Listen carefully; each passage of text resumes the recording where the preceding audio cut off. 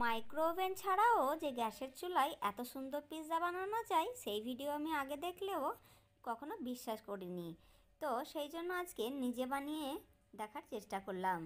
তো আমি পিৎজা বানানোর জন্য এখানে যে সামগ্রীগুলো নিয়ে নিয়েছি সেগুলো আপনাদের দেখিয়ে দিই। এখানে আমি আমুলের চিজ নিয়েছি, স্লাইস চিজটা, যেটার দাম ছিল 85 টাকা। তার মধ্যে আমি 3 প্যাকেট ইউজ করেছি। তারপর আমি এখানে পিৎজা বেস নিয়ে নিয়েছি। তো বেস দুটো আছে, তো এটাতে নিয়েছে 45 টাকা। তো আমি এটা রেডিমেড নিয়েছি, বাড়িতে কখনো ময়দা দিয়ে নিজেই তৈরি করে দেখব। তো তারপর আমি এখানে অর্গানো নিয়েছি, যেটার দাম 10 টাকা। আর একটা চিলি ফ্লেক্স নিয়েছি, এটাও 10 টাকা, এবং সেজওয়ান চাটনি, এটাও 10 টাকা। তারপরে একটা ক্যাপসিকাম, টমেটো, কাঁচা পেঁয়াজ আর এখানে সুইট কর্ন নিয়ে নিয়েছি। তো এখানে আমার কাছে একটু পিৎজা পাস্তা সস ছিল, সেটা দিয়ে দিয়েছি। আসলে পিৎজা পাস্তা সসটা টেস্টটা খুবই সুন্দর লাগে পিৎজার এটা দিলে।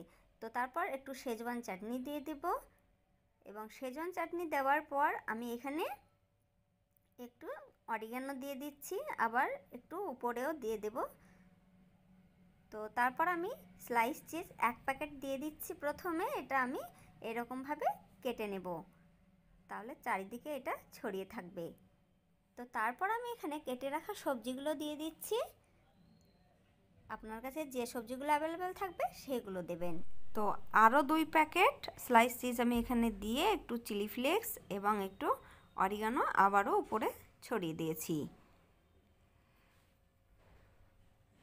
তো তারপর আমি এটাকে কড়াইয়ে দিয়ে দেবো। কড়াইয়ে আমি একটু লবণ নিয়ে নিয়েছি এবং একটা স্ট্যান্ড নিয়ে নিয়েছি। আমার কাছে স্ট্যান্ড ছিল না, তো আমি গ্যাসের ওইটাকে ইউজ করেছি। তারপর এরকমভাবে হাই ফ্লেমে দিয়ে আমি ঢাকা দিয়ে দেব।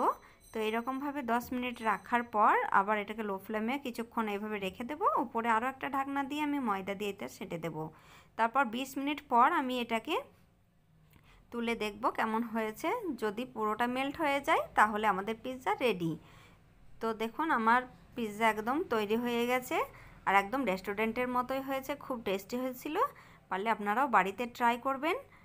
মানে সত্যি কথা বলতে, যেটা আমরা রেস্টুরেন্ট থেকে নিয়ে আসি একটু হলেও ঠান্ডা হয়ে যায়, এটা কিন্তু একদম গরম গরম। তো খুবই টেস্টি ছিল। আমি একটু উপরে এরকমভাবে টমেটো কেচাপ দিয়ে দিয়েছি। আমার মেয়ে তো খাওয়ার জন্য খুব তাড়াহুড়ো করছিল। তো সত্যি টেস্টটা দারুণ ছিল। আপনারাও ট্রাই করে দেখবেন এবং আপনাদের কেমন তৈরি হয়েছিল সেটা কমেন্টে বলবেন। তো ভিডিওটি পুরোটা দেখার জন্য ধন্যবাদ।